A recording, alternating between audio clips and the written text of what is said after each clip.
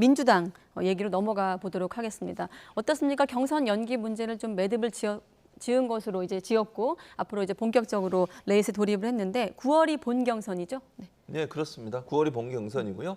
7월에 이제 예비 경선에서 6명으로 컷오프를 시킵니다. 6명으로 추리게 되는데 그리고 나서 이제 본 경선을 하게 되고 9월에 최종적으로 후보를 선발하게 되죠.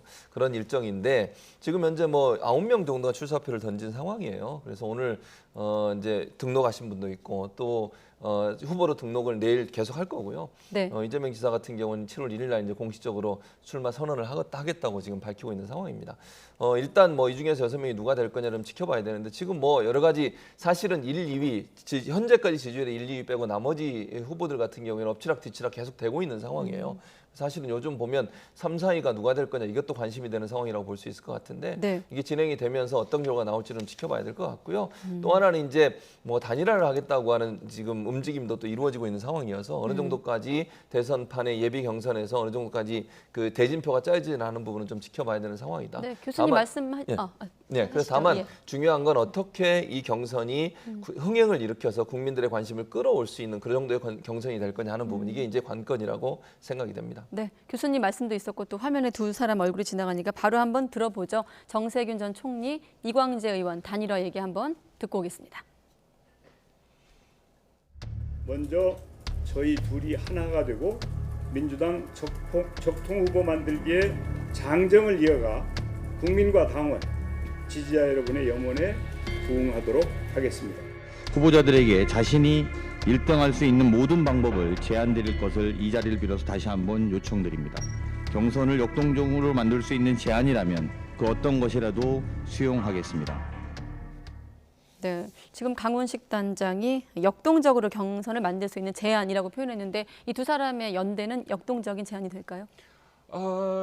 사실 이합집산 더 있을 텐데 지금 파괴력이 있을까 하는 거는 좀 의문시 됩니다. 왜냐하면 네. 이광재 의원이 좀 뒤늦게 지금 뛰어들었지 않았습니까? 그래서 경선 연기를 요구한 것도 사실 그런 이유일 텐데 이광재 의원이 무엇인가 자신의 어떤 색깔을 드러내면서 당원들의 어떤 최소한의 어떤 지지를 받기에는 너무 짧고 또 아직은 이광재 의원의 어떤 생각으로 뛰쳐들었느냐에 대한 어떤 구체적인 그런 정보가 없어요. 그러다 보니까 지지율이 굉장히 답보 상태였고 문제는 정세균 총리가 의미 있는 3위를 계속 갖고 있었어야 됐는데 의미 있는 어떤 3위가 굉장히 흔들리는 상황. 최소한 2단위는 유지했어야 됐는데 2자릿수의 지지율을 계속 유지했어야 됐는데 어떤 여론조사를 보면 2자릿수도 지금 무너진 그런 지지율을 갖고 있지 않습니까? 그래서 네. 아마도 이 두 사람 이외에 반 이재명 연대가 조금 더 적극적으로 이합집산이 되는 밑거름은 될 수 있다. 그런데 두 사람만으로는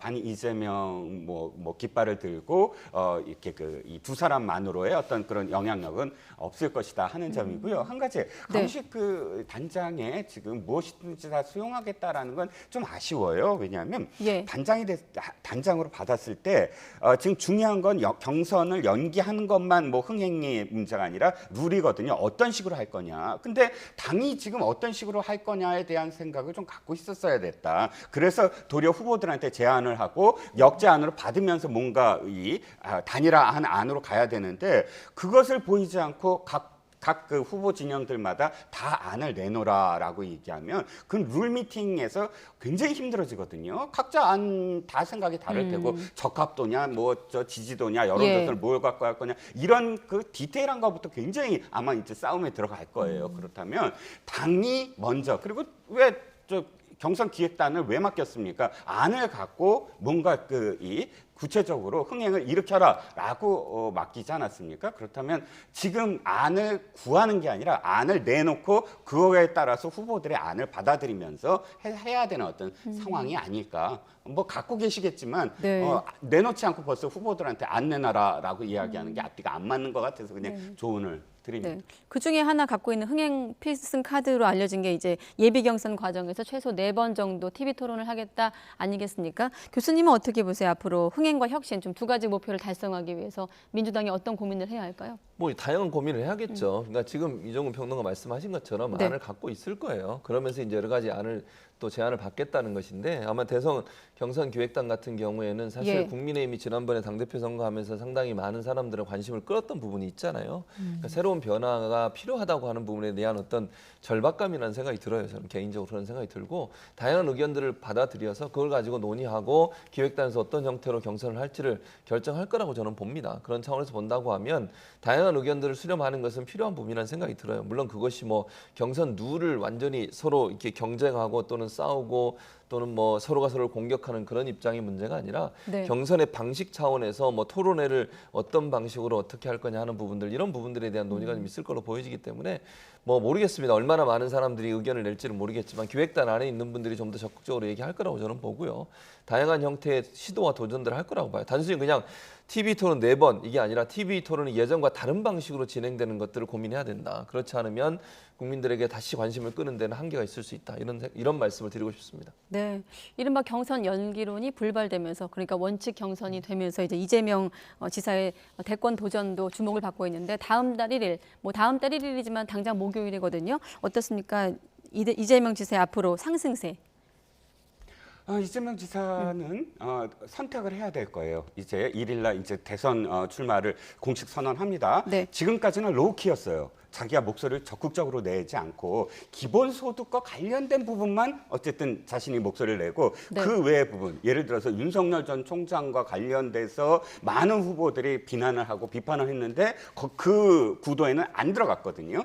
그러니까 그런 자신의 어떤 여러 가지 어떤 이 상황 속에서 어떤 선택, 친문 권리당원들의 지지를 계속 붙들어 놓을 계산이 아마 그 로키의 가장 이유였는데, 네. 자 그렇게 해서 경선을 가기 위해서는 로키만 유지해서 될까요? 이제 상대 후보들이 이 판을 흔들기 위해서 뭐 아까 단일화 얘기만 나왔지만 단일화만이 아니라 이슈를 증폭시킬 겁니다. 이재명 지사를 향한. 그랬을 네. 때 거기에 대해서 대응을 하면서 자. 이 선택, 즉 현 정부의 모든 정책을 다 수용한다라고 했던 이낙연 전 대표의 지지율이 하락했거든요. 그러니까 모두 다 수용한다가 아니라 그 중에서는 이런 부분은 내가 다르게 해석을 해서 네. 다르게 해보겠다라는 식의 차별화를 꾀할 것이냐 이제부터 아니면 계속 로우키로 갈 것이냐 이 선택을 할 수밖에 없거든요. 지금까지 지지율이 굉장히 답보 상태예요. 이 답보 상태는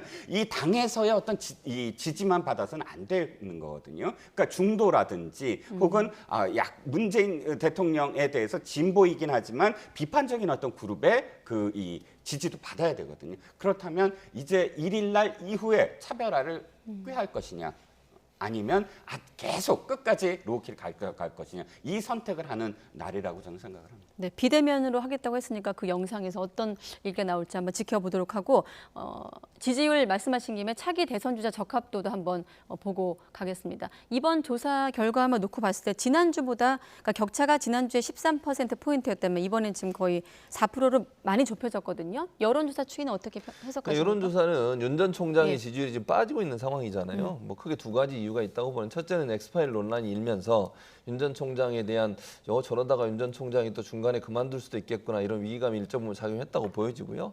또 이제 물론 엑스파일이 어떤 내용인지 실체가 밝혀지지 않아서 네. 거기에 대해서 더 많은 영향을 미치지는 못했을 거예요. 그러나 일정 부분 윤 전 총장도 흔들릴 수 있겠구나 하는 부분에 대해서 위기감이 일정 부분 작용했을 가능성이 있고 또 하나는 이제 내일이면 이제 본인이 대선 출마 의사를 밝힙니다만 지속적으로 그런 부분들이 밝혀지지 않으면서 전원 정치를 하고 이러다 보니까 국민들의 어떤 피로감이 높았던 부분 이런 부분들이 일정 부분 작용했다고 생각이 들어요. 그러니까 윤 전 총장에 대해서는 기대감이 있었는데 그 기대감을 충족시켜 줄 수 있는 어떤 행동들이 없었고 또 지난번에 예컨대 그게 적은 거라고 볼 수도 있겠지만 방명록에 가서 쓴 내용이 또 논란이 돼서 비판 대상이 되기도 했었고요. 네. 또 지난번 이 선생님 기념관 개관식에 가서 발언 내용이 그냥 일반적인 내용만 얘기를 했어요. 그리고 본인의 가족과 관련된 내용에 대해서는 말을 하지 않고 그냥 지나가는 부분 이런 부분들이 사실은 국민들 입장에서는 저분이 정치적으로 대권에 나올 만큼 준비가 돼 있느냐 하는 부분에 대해서 일정 부분 의문을 가졌을 것이다.